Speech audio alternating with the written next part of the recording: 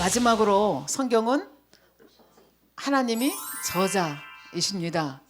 그럼 여러분들 중에서 아니 하나님이 직접 성경을 쓰셨나? 그렇게 생각을 하실 분이 계실 텐데요. 예를 들어서 여기 까를로스 목사님이 워싱턴에서 오셨는데 제가 까를로스 목사님한테 편지를 한 장 보내려고 합니다. 근데 제가 비서를 불러서 내가 이러이러한 내용으로 까를로스 목사님에게 편지를 쓰고 싶은데 편지 한 장 쓰시오. 그렇게 해서 우리 비서가 제 비서가 편지를 써서 까를로스 목사님한테 보냈습니다. 그 편지가 누구 편지입니까? 비서의 편지입니까? 정구영 목사의 편지입니까? 제 편지죠. 마찬가지입니다. 하나님께서도 성령의 감동함을 주셔서 준비된 자들에게 말씀을 주셔서 성령의 감동함 속에서 말씀을 기록하게 하셨습니다. 그것이 구약이고 그것이 신약입니다. 총 66권의 책이 있습니다. 그래서 저자들이 있습니다. 예를 들면 모세오경은 모세가 썼고 뭐 아가는 솔로몬이 썼고 이사야서는 이사야 선지자가 썼고 그다음에 예를 들면 뭐 사도행전 누가복음은 누가가 썼고 그다음에 이제 뭐 로마서니 고린도전서니 후서니 디모데전서 후서 이건 우리가 바울 서신이라고 그러죠. 그래서 바울이 썼고 베드로전서 후서는 누가 썼겠어요? 베드로가 썼고 요한일서 요한복음 누가 썼겠어요? 요한계시록 요한이 썼죠. 그러나 근본적으로 성령의 감동하심 속에서 썼다는 거죠. 그래서 하나님이 저자가 되시고 이분들은 말하자면 성령의 감동함 속에서 대필자 역할을 했다고 하는 것을 알 수가 있습니다. 그 성경의 특징은 사실은 모세로부터 시작해서 마지막에 그 요한계시록 이렇게까지 그 성경 쓴 연대가 한 약 1600년 되거든요. 1600년 되고 저자도 30명이 훨씬 넘습니다.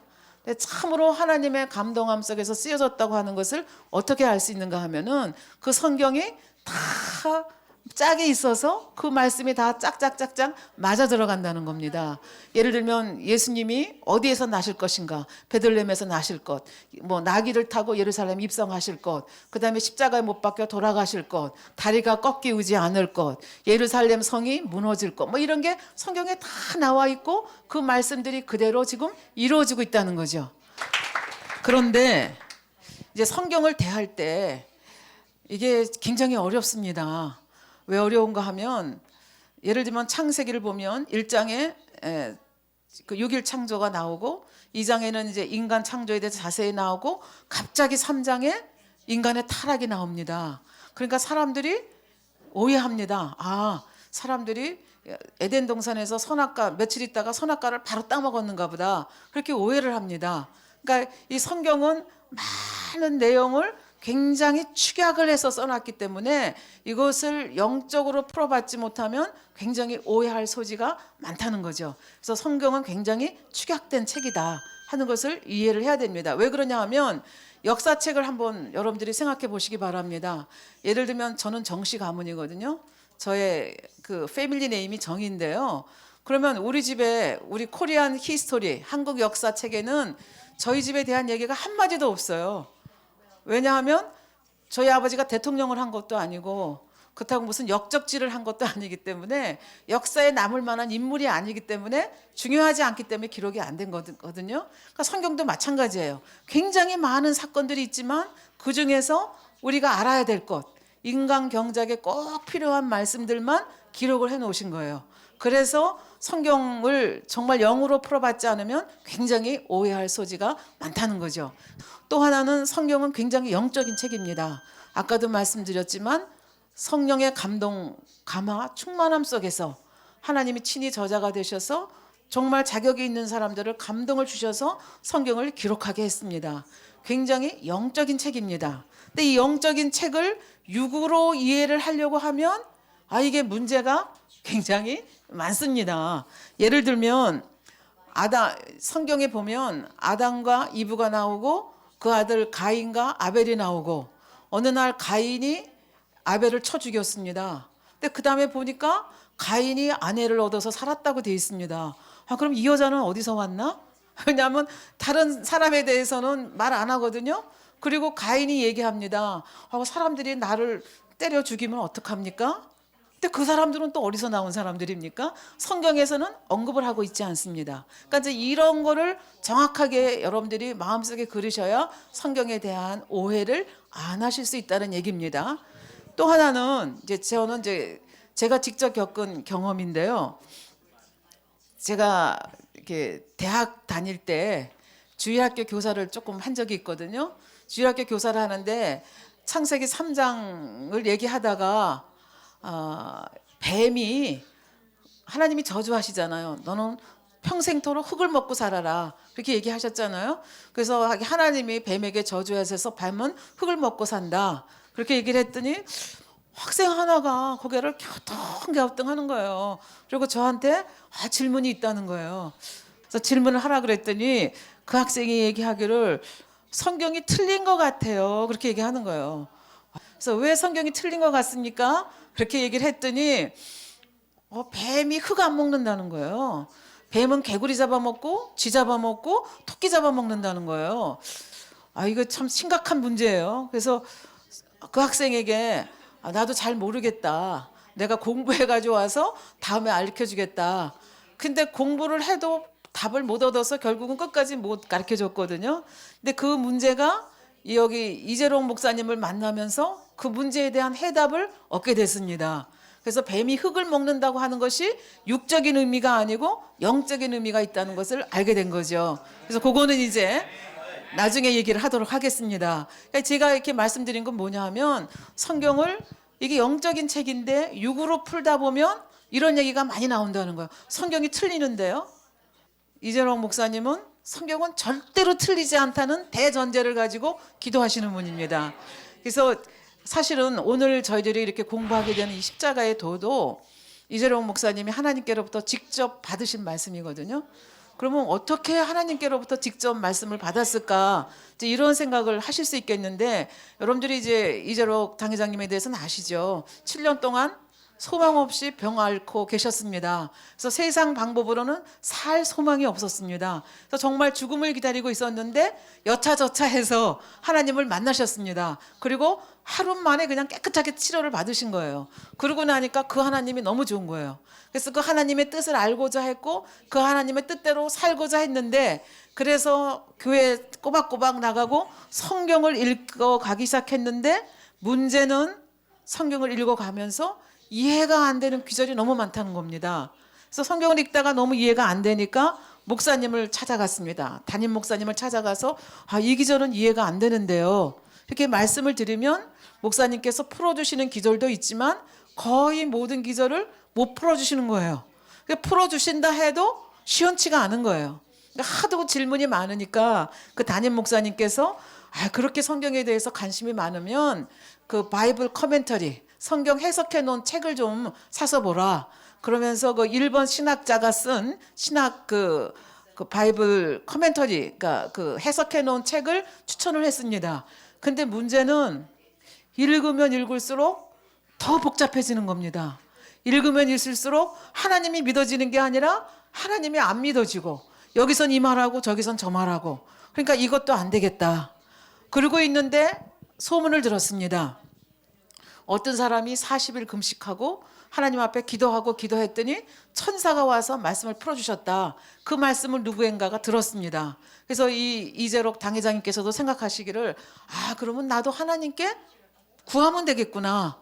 그래서 금식하시고 기도하시고 금식하시고 기도하시고 그렇게 하기를 7년을 보냈다고 합니다. 그래서 만 7년이 되는 날 그때부터 하나님께서 제일 먼저 풀어주신 것이 난회 기절입니다.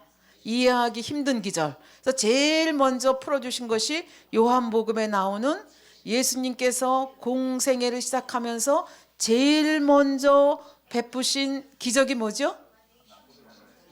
가나의 혼인잔치죠. 가나의 혼인잔치가 가지고 있는 영적인 의미에 대해서 풀어주기 시작하셨습니다.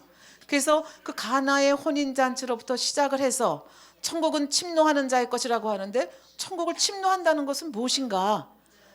예루살렘 선지자는 예루살렘에서 죽지 않는다고 그랬는데 베드로는 로마에서 죽지 않았습니까?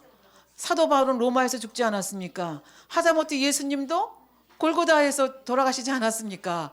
그러면 선지자는 예루살렘에서 죽지 않는다고 했는데 다 밖에서 죽으셨잖아요. 그러면 도대체 이게 뭔가? 육으로 풀면 이해가 안 되는 말씀입니다. 그러니까 이런 말씀들을 하나하나 풀어주기 시작했습니다. 그래서 이것이 난의 기저를 풀어주시고 그 다음에 풀어주신 말씀이 뭐냐 하면 여러분들이 지금 가지고 있는 여러분들이 공부하시는 십자가의 도입니다.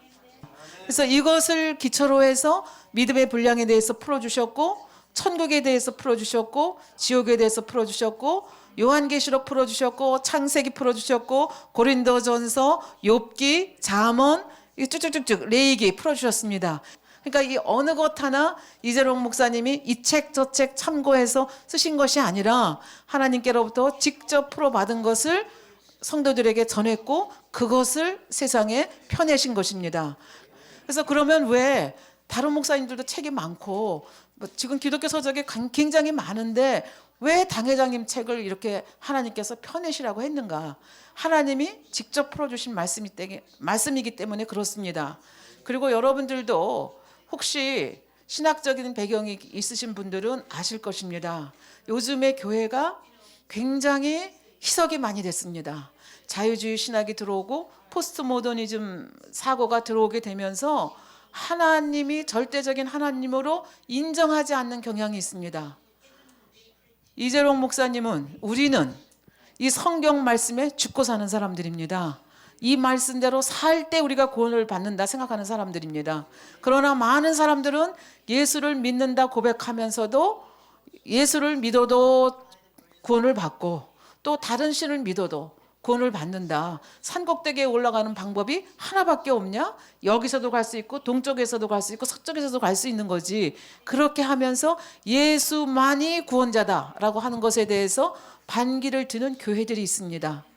그리고 그렇게까지는 아니한다 할지라도 예수 한 번 믿으면 성령 받으면 우리는 구원받았다. 그렇기 때문에 어떻게 살아도 우리는 결국은 구원을 받는다. 그렇게 얘기하는데 그것이 정말 진실이냐? 아니라는 얘기입니다. 이제 앞으로 계속 많이 나오겠지만 주여 주여 한다고 구원받는 것이 아니고 주일날마다 교회 다닌다고 구원받는 것이 아니고 11조 낸다고 구원받는 것이 아니라는 얘기입니다. 아버지 하나님의 뜻대로 살아야 구원을 받는다고 성경에서는 정확하게 말하고 있습니다. 그래서 이 책자를 펴내서 정말 하나님의 말씀대로 살아야만 구원을 받는다는 것을 많은 사람들이 깨달을 수 있도록 책자를 펴내라. 왜냐하면 여기는 인간의 생각이 들어있는 것이 아니고 아버지 하나님께서 직접 풀어주신 말씀이기 때문에 그렇다. 이렇게 말씀을 하고 계십니다. 이제 2장으로 넘어가도록 하겠습니다. 제 2장은 제목이 아마 여러분들 책도 보시면 나오겠지만 하나님의 인간 창조와 인간 경작에 대한 이야기입니다. 인간을 누가 만드셨어요? 저절로 진화됐나요? 하나님께서 친히 만드셨다고 그랬습니다. 근데 아까도 말씀드렸지만 하나님은 본래 빛으로 계셨습니다. 소리를 머금은 빛으로 계셨는데 그 하나님이 어떤 성품을 가지고 계신가 하면 하나님은 신성도 가지고 계시고 인성도 가지고 계십니다. 지금 신성이라고 하는 건 뭡니까? 하나님은 공의로우시다. 하나님은 전지전능하시다. 하나님은 심판자 되신다. 이런 것이 하나님이 가지고 계시는 신성적인 면입니다. 근데 하나님께서는 또 어떤 면을 가지고 계신가 하면은 하나님은 긍휼히 여기는 마음도 갖고 계시고 자비로운 마음도 갖고 계시고 사랑도 갖고 계시고 우리처럼 희로애락을 느끼십니다. 그래서 하나님이 어떻게 희로애락을 느끼시나? 근데 성경을 여러분들이 읽어 가시다 보면 하나님이 너를 인하여 기쁨을 이기지 못한다. 스바냐서에 그런 말씀이 있습니다. 그런가 하면 그 노아의 홍수를 일으키기 전에 하나님께서 인간 만드신 것을 한탄하셨다. 이런 말씀이 있습니다. 하나님도 기쁠 때가 있고 노하실 때가 있고, 예를 들면 이스라엘 백성들이 심하게 우상을 숭배할 때, 예를 들면 아론의 지도하에서 그 시내산 광야에서 금송아지를 만들었을 때 하나님이 진노하셨다고 그랬습니다. 그래서 어떻게 한다고 그랬어요? 이 백성을 다 쓸어버리겠다고 그러셨습니다. 그때 모세가 기도하지 않았습니까? 이 백성들을 용서해 주십시오. 제 이름이 생명책에서 지어진다 할지라도 이 백성들이 구원받기를 원합니다. 그래서 모세의 그 간구 때문에 이 백성들이 다시 한번 생명을 연장받는 그 모습을 볼 수가 있습니다. 그래서 하나님께서는 신성도 가지고 계시고 인성도 가지고 계신 분입니다. 그래서 하나님께서는 우주에 홀로 계셨습니다. 큰 우주에 홀로 계셨는데 인성을 가지고 계셨기 때문에 사랑을 주고 싶고 사랑을 받고 싶은 거예요. 근데 하나님 아무리 우주가 아름답고 아무리 크고 좋아도 이 사랑을 나눌 대상이 없다고 하면 무슨 재미가 있겠습니까? 그래서 인간을 만들어서 경작받은 인간과 더불어서 정말 사랑을 눈빛만 봐도 눈으로 말해요 하잖아요. 눈빛만 봐도 사랑을 내 마음을 알고 사랑을 주고 받을 수 있는 그런 삶을 살고 싶다. 하나님이 그 생각을 품으시는 순간 그 온 우주에 있는 그 정점으로 우주의 정점으로 빛을 모으셨습니다. 그래서 그 정점으로 빛을 모으시면서 무슨 현상이 벌어졌는가 하면 이것이 우주라고 가정을 하시면 이 우주의 정점으로 빛이 모으시면서 이 우주가 크게 네 개 정도로 나뉘었습니다. 그래서 이거를 제1하늘, 제2하늘, 제3하늘, 이걸 제4하늘이라고 그러죠. 그래서 제4하늘은 하나님, 근본의 하나님이 계시는 공간입니다. 그리고 이제 제3하늘, 그러니까 이 제2하늘까지 요거를 우리가 영의 공간이라고 얘기하거든요. 영의 공간이고, 그 다음에 제1하늘은 앞으로 인간을 경작할 육의 공간입니다. 그러니까 우주를 크게 나누면 영의 공간과 육의 공간으로 나누신 거예요. 그러면서 한 분이었던 하나님이 어떻게 해요? 삼위일체 하나님으로 분리를 하셨습니다. 그래서 삼위일체 하나님으로 분리하신 이유는 인간 경작에 필요하기 때문에 성자 하나님이 필요하시고 성령 하나님이 필요하시고 그다음에 전체의 그 마스터 플랜을 가지고 컨트롤 하시는 분, 가버닝 하시는 분이 누구냐 하면 하나님 아버지십니다. 그래서 삼위일체 하나님으로 분리를 하셨습니다. 분리를 하시고 그 다음에 이 영적인 존재들 하면 누구를 말하는 거죠? 천사들과 그룹들, 천군 천사 그룹들을 얘기합니다. 그래서 수많은 천군과 천사 그룹들을 만드시고 그 영의 세계는 여러분들이 천국책이나 지옥책을 보면 아시겠지만 아주 질서가 정연합니다. 계급이 정확합니다. 그래서 천사장도 있고 머리급 천사도 있고 또 밑에 여러 가지 천사들이 많이 있습니다. 그래서 그 천사들을 천군 천사를 만드시고 그룹을 만드시고 오랫동안 그 영의 세계를 지금도 다스리고 계시죠. 그 과정 중에서 무슨 일이 벌어지는가 하면 루시퍼가 반란을 일으키게 됩니다. 그리고 그 루시퍼의 반란을 통해서 하나님께서 악한 영의 세계를 허용을 하십니다. 그래서 악한 영의 세계를 왜 허용을 하셨는가? 인간 경작에 필요하시기 때문에 하나님께서 허용을 하셨습니다. 그리고 그 루시퍼의 배신이 사실은 루시퍼는 음악하는 천사장이었습니다. 하나님을 직접 섬기는 천사장이었기 때문에 하나님이 제일로 사랑하는 천사장이었는데 그 천사장이 자기를 배반한 거죠. 하나님의 마음이 얼마나 아프셨겠습니까? 그러니까 우리 인간을 경작하기 위해서 하나님도 희생을 치르시고 하나님도 대가를 치르신 거죠. 그러면서 오랜 세월 동안 그 루시퍼의 반란을 다 평정하시고 그리고 나서 이런 모든 영의 세계를 다 준비하시고 나서 악한 영의 세계까지 다 형성이 되고 난 다음에 비로소 여기서 시작되는 것이 창세기 1장 1절입니다. 태초에 하나님이 천지를 창조하시니라. 그래서 육의 세계에 인간 경작을 하기 위해서 필요한 모든 것들이 조성되기 시작했습니다.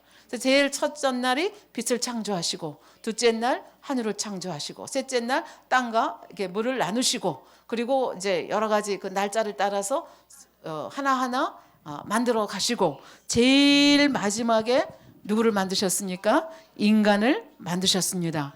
그래서 인간을 만드셔서 이미 말씀드렸죠. 인간 경작을 통해서 하나님을 참으로 사랑하는 관계 그런 존재를 만들고 싶다. 그래서 인간 경작을 생각을 하셨다는 겁니다. 그러면 여기서 저희들이 또 여러 가지 질문을 할 수 있습니다.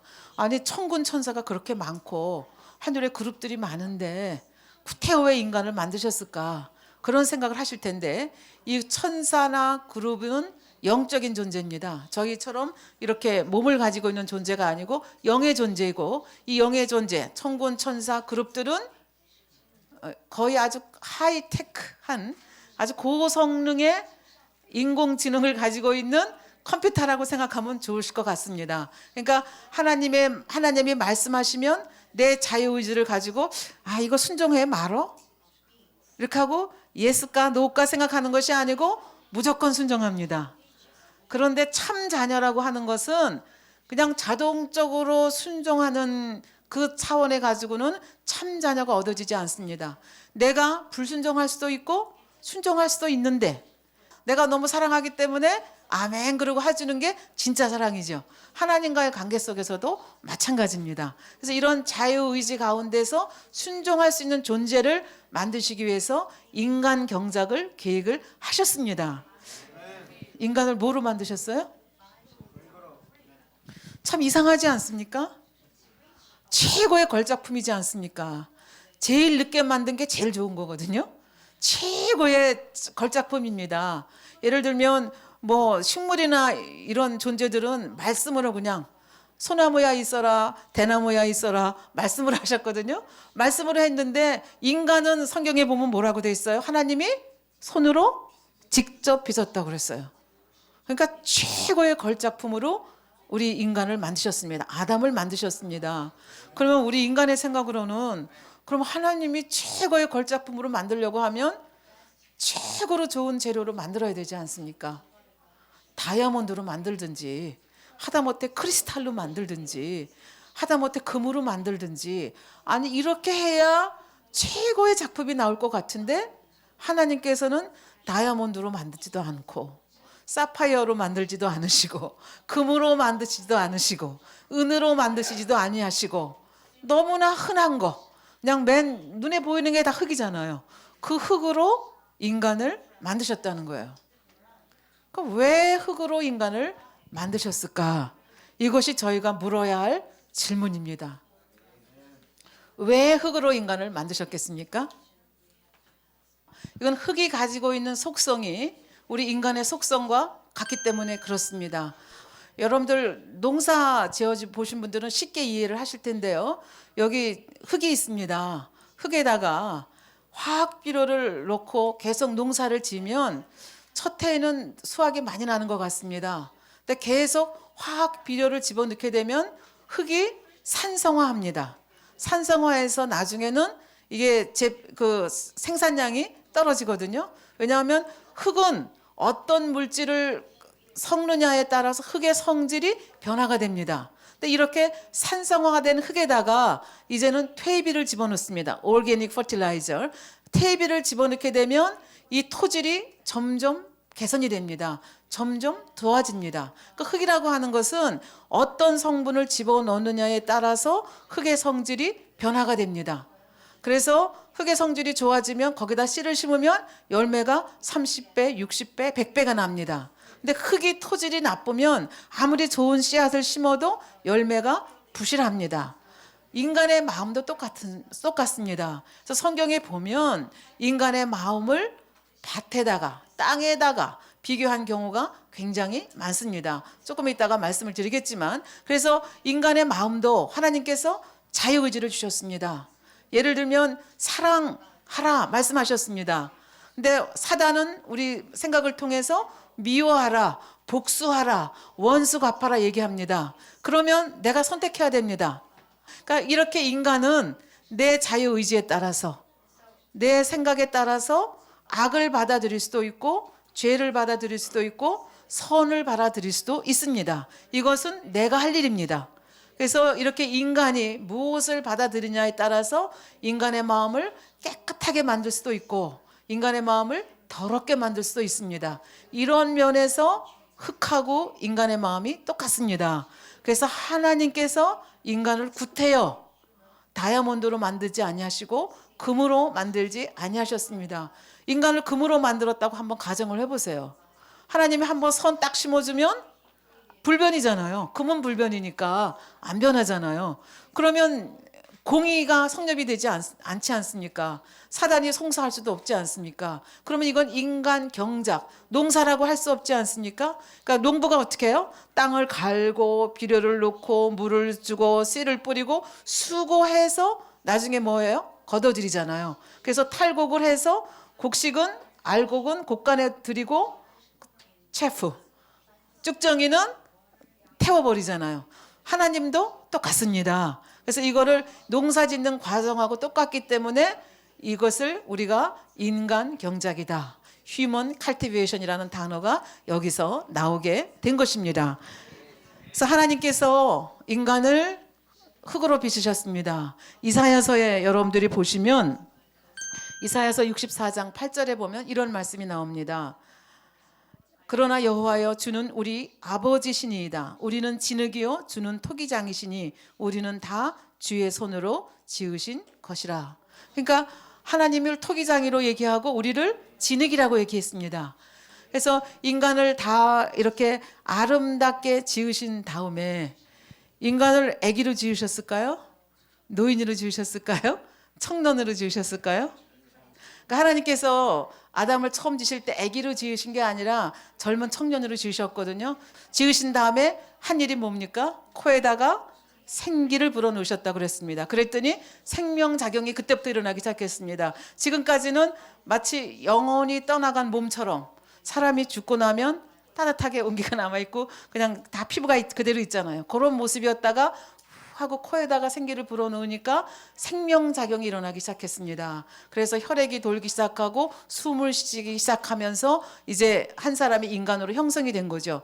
그래서 하나님께서 이 생기를 불어넣으셨다고 하는데 생기라고 하는 것은 여러분들이 이미 강의를 통해서 들었죠. 하나님의 근본된 하나님의 능력이 생기다. 그래서 이 생기가 들어갔다. 그래서 생기가 들어갔다고 하는 것은 생명의 씨까지도 이제 같이 들어갔다고 여러분들이 이해를 하시면 되겠습니다. 그래서 아담은 이렇게 겉으로 보면 어른의 모습이었지만 이 머리로서는 배운 게 하나도 없지 않습니까? 그러니까 말하자면 백지와 같은 형태였습니다. 백지와 같은 형태인데 하나님께서 어떻게 하셨다 그랬어요? 아담을 창조하신 다음에 어디로 들으셨다 그랬어요? 에덴 동산으로 들으셨다 그랬죠. 그리고는 거기서 하나하나 가르쳐 나가신 거예요. 하나님이 뭘 가르치셨겠습니까? 하나님은 진리시잖아요. 하나님은 빛이시잖아요. 하나님은 사랑이고 하나님은 선이고 하나님은 신실하신 분이기 때문에 진리만 가르치셨습니다. 선만 가르치셨습니다.